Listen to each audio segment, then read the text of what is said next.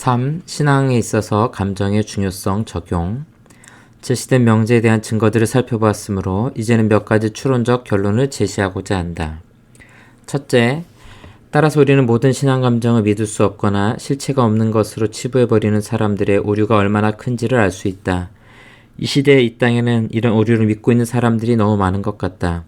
왜냐하면 최근의 영적 대각성기에 위대한 신앙 감정을 가졌던 것처럼 보였던 많은 사람들이 마음의 올바른 성향을 보여주지 못하였고 그들이 감정적으로 뜨거운 열정을 가졌을 때 많은 오류에 빠졌기 때문이다. 그리고 많은 사람들이 체험한 높이 고양된 감정들이 너무나 빨리 사라져버린 것 같기 때문이다. 또한 기쁨과 열정으로 강력하게 고무되고 사로잡혔던 것 같은 사람들이 잠시 후에 개가 그토한 것으로 되돌아가는 것과 같이 되었기 때문이다. 그래서 마치 참된 믿음은 신앙 감정과는 아무런 관계가 없는 것처럼 많은 사람들에게서 그 믿음을 잃게 되었다. 우리는 쉽게, 한편으로는 당연하게 또 다른 극단으로 치우치게 된다. 얼마 전에 우리는 다른 극단에 치우쳐 있었다. 그때 우리는 그 본질과 근원을 조사해 보지도 않은 채, 그리고 그것들이 어떻게 일어나게 되었는지에 대해 검토하지도 않은 채 높이 고양된 모든 신앙 감정들을 참된 은혜가 탁월하게 역사한 결과로 보는 경향이 있었다. 사람들이 감동을 받고 감정적으로 자극을 받아 종교적 대화에 몰두하고 뜨거움과 진지함으로 가득 차서 자신들을 표현하는 듯 했을 때 우리는 더 이상 조사해보지도 않고 그런 사람들이 하나님의 성령으로 충만하고 하나님의 은혜를 탁월하게 경험한 사람들이라고 너무나 쉽게 결론을 내렸다. 이런 극단적인 상황은 3, 4년 전에 지배적이었다. 그러나 최근에는 모든 신앙 감정들을 구분하지 않고 높이고 찬양하는 대신에 그것들을 구분하지 않고 거부하는 경향이 만연하게 되었다. 여기에서 우리는 사단의 교묘한 술수를 보게 된다. 사단은 신앙 감정들이 크게 유행하는 것을 보았고 이 땅에 사는 대부분의 사람들이 그런 감정들을 잘 알지 못한다는 것과 그 감정들이 참된 것인지 가짜인지를 구별하고 잘 판단할 수 있을 만큼 충분한 경험이 없다는 것을 알았다. 그때 그는 하나님의 성령의 역사와 가짜 감정들을 섞어버리고 알곡 가운데 가라지를 뿌려놓으면 자신의 목적을 가장 잘 이룰 수 있음을 알았다. 사단은 이렇게 하면 많은 영혼들을 기만하고 영원히 멸망시킬 수 있다는 것과 그들을 치명적인 방황 속에 빠져 들어가게 할 수 있다는 것, 그리고 점차 모든 신앙을 수치스럽게 만들 수 있다는 것을 알았다. 그러다가 이런 가짜 감정들이 나쁘다는 결과들이 드러나고 많은 사람들에게 영광스러운 모습이라고 크게 찬탄받았던 어떤 감정들이 실제로는 아무것도 아니었음이 분명해졌을 때 마귀는 일의 방향을 바꾸어 종교적인 일에 관계된 모든 감정들이 결코 존중되어야 할 것들이 아니며 오히려 해로운 것이기에 피하고 주의 깊게 다뤄야 한다는 믿음을 유포시키는 데에 최선을 다했다. 마귀는 이렇게 하는 것이 모든 신앙생활을 생명 없는 단순한 형식으로 만드는 길이며 경건의 능력과 모든 영적인 일들을 효과적으로 제거해버리는 길이고 참된 기독교를 완전히 말살해버리는 길임을 잘 알고 있다. 비록 참된 신앙에는 감정 이외의 다른 것들이 반드시 있어야 하지만 참된 신앙은 대부분 감정에 내재하기 때문에 감정이 없이는 참된 믿음도 있을 수 없다. 신앙 감정이 없는 사람은 영적으로 죽은 상태에 있으며 하나님의 성령께서 그의 마음에 강력하게 생기를 불어넣는 구원 사역의 영향을 전혀 받지 못하는 상태에 있는 것이다. 다른 것은 없이 감정만 있는 곳에 참된 믿음이 없는 것처럼 신앙 감정이 없는 곳에 참된 믿음은 없다. 진리를 이해시키는 빛이 있는 곳에는 심령 속에 열정적인 감정이 작용하나 차가운 빛은 없이 뜨거운 열정만 있는 심령에는 신령하거나 하늘에 속한 것이 있을 수가 없다. 마찬가지로 뜨거운 열정이 없이 차가운 빛만 있는 곳, 즉 머리는 개념들과 사변들로 가득 차 있지만 심령은 뜨거움이 없이 차디찬 상태로 있다면 그 빛 속에는 신적인 것이 존재할 수가 없다. 왜냐하면 그런 지식은 신적인 것들에 대한 참된 영적 지식이 아니기 때문이다. 만일 신앙에 속한 위대한 일들을 바르게 이해하면 심령은 반드시 감정적으로 영향을 받게 된다. 사람들이 하나님의 말씀에서 무한히 위대하고 중요하며 영광스럽고 놀라운 일들을 자주 듣고 읽는다 해도 그것 때문에 감정적으로 영향을 받지 못하는 이유는 그들이 영적으로 눈이 멀었기 때문이다. 만일 그들이 영적으로 눈이 멀지 않았다면 그들의 심령이 신적인 일들에서 강하게 인상을 받아 크게 감동하지 않는다는 것 자체가 불가능한 일이고 인간의 본성과 어긋나는 일이다. 이런 식으로 모든 신앙 감정들을 경시하는 것은 사람들의 심령을 극도로 굳어지게 하는 것이며 사람들을 어리석고 무감각하게 하는 것이다. 그리고 그들이 살아있는 동안 영적으로 죽은 상태에 있게 하는 것이며 결국에는 영원한 죽음으로 이끄는 것이다. 오늘날 이 땅에 팽배해 있는 신앙 감정에 대한 부정적인 편견은 두려운 결과들을 만드는 듯하다. 그것은 죄인들의 심령을 더 강팍하게 만들고 있으며 많은 성도들에게서 은혜를 약화시키고 있고 믿음의 생명력과 힘을 제약하고 있으며 하나님의 율법의 효과를 보지 못하게 하고 있다.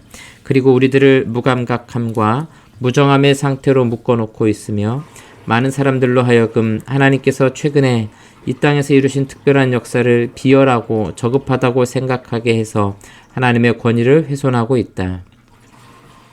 그리고 사람들이 모든 신앙 감정들을 경멸하고 얕잡아 보게 하는 것은 그들의 심령 속에서 모든 참된 믿음을 제거하는 것이며 그들의 영혼을 철저하게 파멸시키는 것이다. 다른 사람들 속에 있는 고상한 감정들을 경멸하는 사람들은 확실히 자기 안에 고상한 감정들이 있을 수가 없다. 그리고 신앙 감정이 풍부하지 못한 사람은 확실히 믿음이 약하다는 것은 중요한 사실이다. 그리고 다른 사람들을 신앙 감정이 없다는 이유로 경멸하면서도 스스로는 그런 감정이 없는 사람은 믿음이 없는 사람이다. 물론 가짜 감정들이 있고 진짜 감정들이 있다. 어떤 사람이 감정이 풍부하다는 것이 그가 참된 신앙을 가지고 있다는 것을 증명하지는 못한다. 하지만 그에게 신앙 감정이 없다면 그것은 그에게 참된 믿음이 없다는 것을 증명한다. 올바른 길은 모든 감정들을 거부하거나 승인하는 것이 아니라 감정들을 구분하여 어떤 것은 승인하고 그것과 다른 것은 거부하는 것이다. 밀과 밀의 껍질을 분리하는 것이고 금과 이물질을 분리하는 것이며 귀중한 것과 무가치한 것을 분리하는 것이다. 둘째, 만일 참된 신앙이 대부분 감정에 있다면 감정들을 자극하고 움직이게 하는 경향성을 지닌 수단들을 함께 구해야 한다는 추론이 가능해진다. 그런 책들, 그렇게 말씀을 설교하는 것, 그렇게 성례전을 집행하는 것, 기도와 찬양으로 그렇게 하나님을 예배하는 것은 사람들의 심령에 깊은 감정을 일으키는 경향이 있는 수단이므로 힘써 추구해야 한다. 과거에는 이 땅의 대부분의 사람들은 은혜의 방편을 통해 이와 같은 목적을 이루고자 했고 이런 은혜의 방편들을 가장 탁월하고 유익한 것으로 인정하고 환영했다. 그러나 최근의 지배적인 흐름은 이상한 방향으로 바뀌었다. 과거에는 높이 인정을 받고 찬사를 받았던 기도와 설교의 방식을 이제는 병적인 것으로 치부하기에 이르렀고 이런 방식이 대중들의 감정을 자극한다는 이유로 혐오스럽게 여기게 되었으며 불쾌감과 경멸감만을 자아내게 된 것이다. 과거에는 일반 사람들이 공적인 연설에서 감정적인 연설들을 높이 평가하는 극단에 빠졌다면 오늘날에는 대부분의 사람들이 다른 극단에 빠져 들어간 것 같다. 당연히 연약하고 무지한 사람들에게서 열정을 불러 일으킬 수 있지만 그들의 영혼에 참된 유익을 주지 못하는 수단들도 있을 수 있다. 왜냐하면 그런 방편들이 감정을 자극할 수는 있더라도 은혜로 말미암는 감정이나 은혜를 향하는 감정을 자극하지는 못할 수 있기 때문이다. 하지만 만일 믿음에 속한 일들을 바로 이해하고 판단하기 위해 그 방편들을 본성에 적합하고 참된 방식으로 사용한다면 그 방편들이 은혜로 말미암는 감정을 더 많이 일으키게 되며 그럴수록 그 방편들은 더 나은 역할을 하게 되는 것이다. 셋째, 만일 참된 믿음의 대부분이 감정 안에 있는 것이 옳다면 우리가 믿음에 속한 위대한 일들 때문에 감정이 더 이상 자극받지 못한다는 것을 하나님 앞에서 얼마나 부끄러워하고 당혹스러워해야 할 것인가. 그러므로 우리는 우리의 믿음이 적기 때문에 이런 일이 일어난다는 것을 알게 된다. 하나님께서 인간에게 감정을 주신 목적은 그들에게 영혼의 모든 다른 기능들과 원리들을 주신 목적과 같다. 그 목적은 감정들이 하나님께서 사람을 창조하신 큰 목적, 즉 사람의 본분에 봉사하게 하시려는 것인데 그것은 바로 하나님에 대한 바른 믿음과 신앙을 갖는 일이다. 하지만 얼마나 많은 사람들이 그들의 감정을 신앙에 속한 일이 아닌 다른 일들에 사용하고 소진하고 있는지, 그들의 세속적인 이해관계가 걸린 일 때문에 외면적인 쾌락을 위해, 명예와 명성을 위해, 인간관계를 위해 그들의 소망은 강렬해지고 욕망은 타오르며 그들의 사랑은 불이 붙고 열정은 강렬해진다. 이런 일들에서 그들의 마음은 부드러워지고 쉽게 감동되며 깊은 인상을 받고 큰 관심이 생기며 감정이 매우 강하게 자극되고 깊이 빠져들게 된다. 세속적인 실패로 인한 슬픔 때문에 많이 우울해지며 세상적인 성공과 번영으로 인한 기쁨 때문에 크게 흥분된다.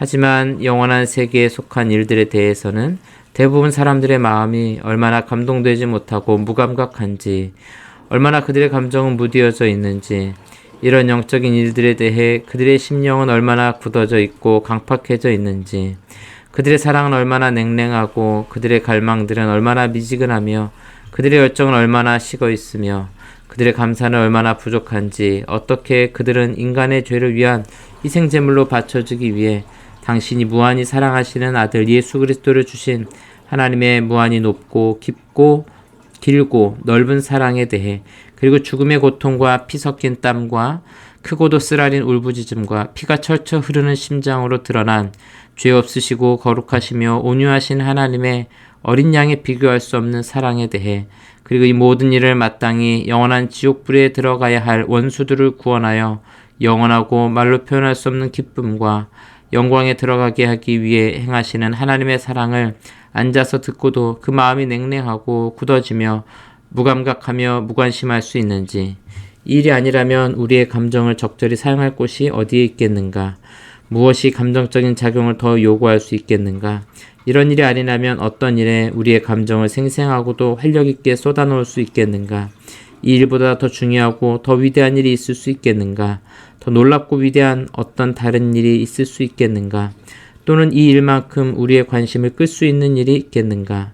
지혜로우신 창조주께서 사람에게 유익하도록 또 적절한 경우에 사용하도록 사람의 본성에 감정이라는 원리를 심으셨다면 이런 경우에 우리가 조용히 앉아있기를 원하시겠는가? 이 복음이 진리라고 믿는 그리스도인이 어떻게 감히 그런 생각을 품을 수 있단 말인가?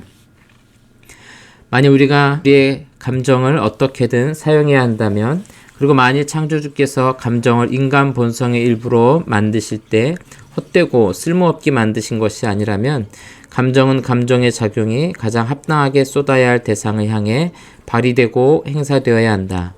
우리 그리스도인들이 예수 그리스도의 복음 안에서 우리에게 제시된 것들만큼 우리의 찬탄과 사랑의 대상으로서 합당하고, 우리가 진지하게 바라는 갈망의 대상으로서 합당하고, 우리의 소망과 기쁨과 불타오르는 열정의 대상으로서 합당한 것을 하늘에서든 땅에서든 발견할 수 있는가? 복음에 속한 일들은 우리의 감정을 움직이기에 가장 적합하게 선포되었고, 감정적인 반응을 불러일으키기에 가장 합당하게 제시되었다. 복되신 여호와 하나님의 영광과 아름다움은 그 자체로 우리의 찬탄과 사랑의 대상이 될 충분한 가치가 있으며, 성육신하시고 무한한 사랑이 있으시며 온유하시고 자비하시고 또 죄인을 위해 죽으신 구속주의 얼굴에서 가장 빛나고 가장 감정을 자극하는 방식으로 제시되었다. 하나님의 어린 양이 가지신 겸손, 인내, 온유, 복종, 순종, 사랑, 긍휼 같은 모든 미덕들은 상상할 수 있는 어떤 것보다도 우리의 감정을 움직이기에 충분하다. 그런 미덕들은 구속주의 감정이 가장 크게 드러나는 상황에서 가장 큰 시련을 통과했고 최고도로 실천되었고 가장 밝게 나타났다. 심지어 구속주께서 말로 다할 수 없고 비교할 수 없이 큰 마지막 고난 속에 있을 때에도 구속주께서는 우리를 향한 순전한 사랑과 긍휼로 그 모든 것을 견디어내셨다. 또한 우리 죄에 혐오할 만한 본질이 감정을 불러일으키기에 가장 적합한 방식으로 드러나게 되었다. 우리는 우리의 구속주께서 우리를 대신하여 우리 죄를 위해 당하신 고난을 통해 우리 죄의 치명적인 결과들을 보게 되는 것이다. 또한 죄를 심판하시는 하나님의 진노와 의로우심으로 나타난 죄에 대한 하나님의 혐오가 가장 감정을 자극하는 방식이 되기도 했다. 우리는 당신께서 무한히 사랑하시고 우리에게 무한한 사랑을 품고 계신 당신의 아들에게 우리의 죄를 그렇게 처참하게 심판하시는 하나님의 진노의 엄중한 두려움과 하나님의 정의의 엄격성과 엄밀성을 보게 되는 것이다. 하나님께서는 복음을 통해 우리에게 계시한 당신의 영광스러운 경륜과 우리를 구속하시는 사역을 통해 우리 심령의 가장 깊은 부분을 가장 크게 움직이고 우리의 감정을 가장 자극적이며 강력하게 움직이도록 모든 일을 계획하면서 섭리하신 것이다. 이런 사실에서 더 이상 감정적 반응을 일으키지 않는다면 우리가 티끌같이 낮아지고 수치스럽게 되는 것은 당연한 일일 것이다.